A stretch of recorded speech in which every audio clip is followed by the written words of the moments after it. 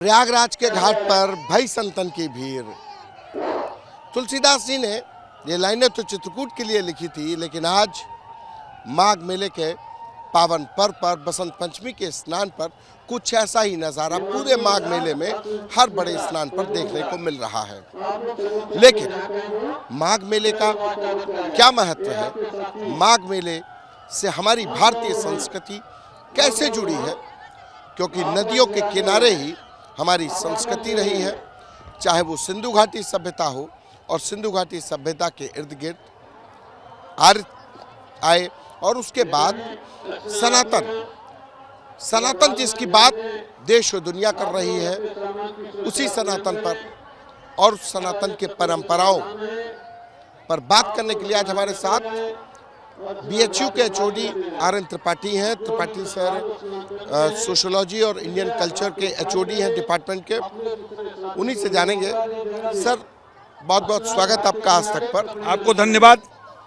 एक सवाल कि माघ मेला कितना महत्वपूर्ण, कल्पवास लोग करते हैं, संत आते हैं, किस तरीके से महत्वपूर्ण हो जाता है? देखिए, एक लाइन में मैं आपको बता दूं कि माघ मकर रविगत जब होई और तीरथ पति है आव सब कोई, देव दनुज किन्नर नर श्रेणी सेवत साकल सादर शकल त्रिवेणी।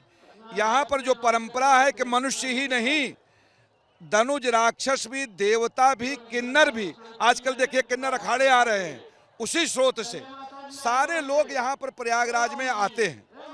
एक मास तक का यह जो कल्पवास है, अन्य तीर्थों से अधिक इसे तीर्थराज कहा जाता है, और इसीलिए इसे तीर्थपति भी कहा गया। हाँ जी, तीर्थपति भी कहा गया है।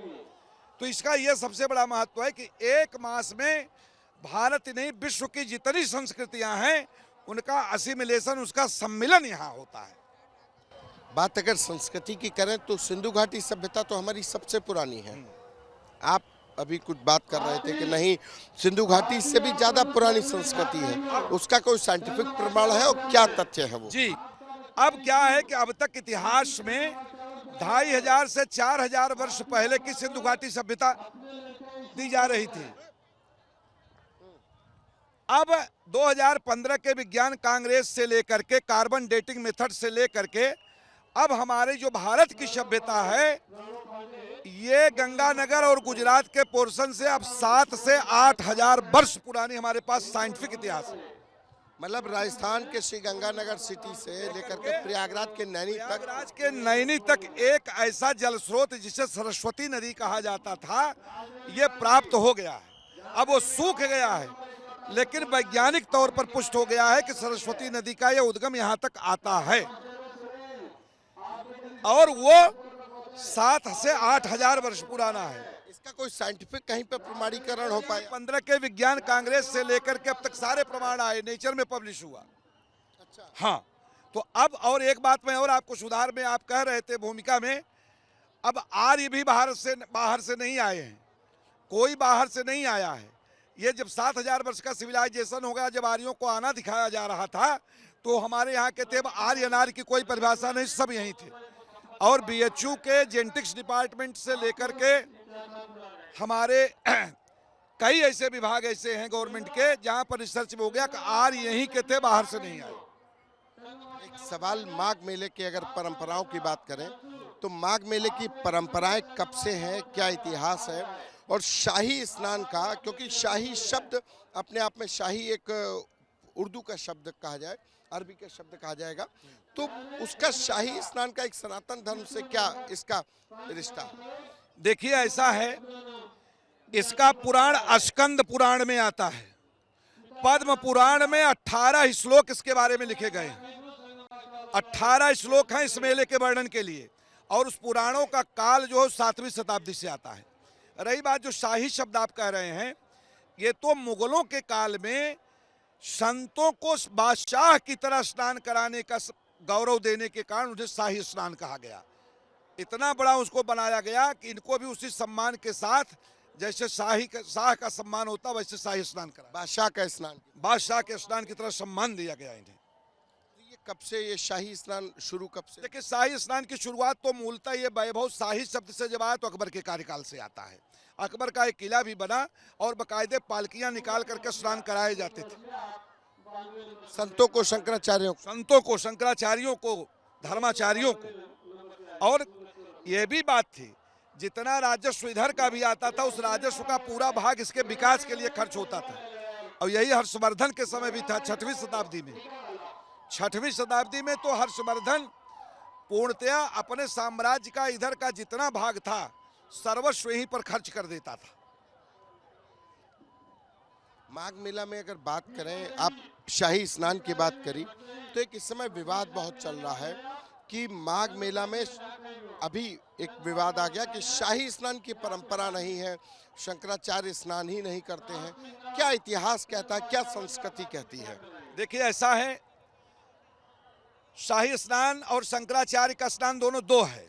शाही स्नान में समस्त सब धर्माचार्य आ जाते हैं और शंकराचार्य मूलतः 4 पीठों के हैं। शंकराचार्य जो दंडी स्वामी होता है, जो दंड धारण करता है, मूलतः वही दंड ही उसका प्रतीक है और दंड का स्नान कराया जाता है। इसलिए कोई कहे कि शंकराचार्य स्नान नहीं करते, ऐसा नहीं है। शंकराचार्य बकायदे आते हैं, गंगा को प्रणाम करते हैं, दंड का स्नान करते हैं और सदा धर्माचार्यों के साथ उनकी सवारी आती है, जाते हैं। ये माघ मेले में, माघ मेले में, ये माघ मेले में धर्माचार्यों के ये जो शंकराचार्य के स्नान का क्या इतिहास? एक बात मैं बताना चाहूँ, यहाँ कन्फर्म कर लीजिए। 12 साल बाद जो शाही स्नान होता है वह शाही स्नान है, उसमें सारे धर्माचार्य आते हैं। लेकिन जो यहाँ चला आता है इस मेले में, वो भी अपने दंड का स्नान यहाँ कराता है, माघ मेले में भी। माघ मेले में जैसे स्नान की जो बड़े स्नान की अगर बात करें तो माघ पूर्णिमा से शुरू हुए, उसके बाद मकर संक्रांति, फिर मौनी अमावस्या, फिर वसंत पंचमी के बाद फिर माघ पूर्णिमा और शिवरात्रि। तो ये तमाम बार शंकराचार्य स्नान करते रहे हैं। मूलतः यह परंपरा रही है, केवल मौनी अमावस्या को ही करते रहे। हाँ, मूलतः, क्योंकि और भीड़ को देखते हुए ये परंपरा कायम हो गई केवल एक ही बार, मौनी अमावस्या को। मतलब शंकराचार्य धर्माचार्य स्नान, धर्माचार्य जो भी आ गया मेरा क्षेत्र में, गंगा के इस क्षेत्र में आने वाला व्यक्ति गंगा को बिना प्रणाम स्नान किए नहीं जा सकता। तो ये विवाद, ये मतलब अब मैं तो इतिहास से पूछना चाहूँगा, आप चूंकि इतिहास के और भारतीय संस्कृति के मर्मज्ञ हैं, समाजशास्त्र, और तो ये फिर ये जो कहा जा रहा है कि शाही स्नान के लिए या स्नान के लिए शंकराचार्य पैदल जाते हैं, ये क्या इतिहास में है कि शाही स्नान के लिए पैदल ही जाना चाहिए? देखिए, ऐसा है कि इसका कोई इतिहास नहीं है। एक बात मैं आपको बताऊं, शंकराचार्य भारत के धर्म का सर्वोच्च होता है, उसके प्रति अपार श्रद्धा होती है। इसलिए जन भावनाओं में कोई पालकी पर उठा ले, कोई पलक पावड़े बिछा दे, तो इसको कोई क्या कह सकता है। मूलतः उद्देश्य शंकराचार्य के स्नान का ही। शंकराचार्य के साथ आप दंडी जो रहती है, जो दंड होता है, वो क्या द्योतक है, क्या बताता है? देखिए, ऐसा है, मूलतः शंकराचार्य दंडी स्वामी का वो दंड बांस का बना होता है और जिस दिन वो दंड ग्रहण करता है, जिस दिन वो दंड ग्रहण कर लेता है, उसी दिन वो शंकराचार्य हो जाता है और घर परिवार छोड़ देता है। घर परिवार छोड़ देता है और वो उसके त्याग की परंपरा का वो दंड है जो 9वीं शताब्दी में शंकराचार्य ने स्वयं ग्रहण किया था। स्वयं आज शंकराचार्य ने भी उस दंड को जो बांस का बना हुआ ग्रहण करते थे, तब से दंडी स्वामी कहलाते हैं। एक सवाल बहुत अहम है आज के परिप्रेक्ष्य में, शंकराचार्य का निर्धारण कौन करेगा, कौन शंकराचार्य होगा? ये क्या परंपरा, क्या संस्कृति कहती आई है? देखिए, शंकराचार्य का निर्धारण पीठों के शंकराचार्य ही अपना कर देते हैं। प्रत्येक शंकराचार्य अपने मृत्यु के पूर्व ही जब समझता है कि हमारा उत्तराधिकारी कौन होगा, उसका निर्धारण गोपनीय करके रख देता है। कुछ लोग उसे ओपन भी कर देते हैं। केवल एकमात्र है शंकराचार्य पीठ का निर्धारण शंकराचार्य करता है, वही धर्म का सर्वोच्च है, बाकी कोई नहीं करता। न कानून करता है, न राज्य करता है, न शासन करता है। बहुत धन्यवाद।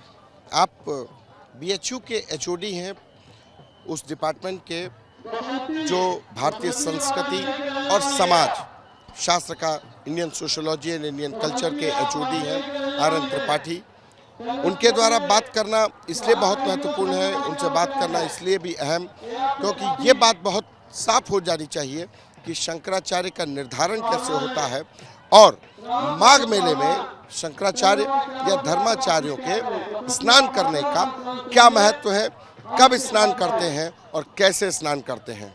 ये आर.एन. त्रिपाठी तथ्यों के साथ बता रहे थे कि माघ मेले में शाही स्नान मुगल काल से होता आया है और धर्माचार्य शाही स्नान करते रहे, लेकिन शंकराचार्य सिर्फ माघ मेले में मौनी अमावस्या का स्नान करते हैं। कैमरा पर्सन नीरज के साथ संतोष कुमार, आज तक।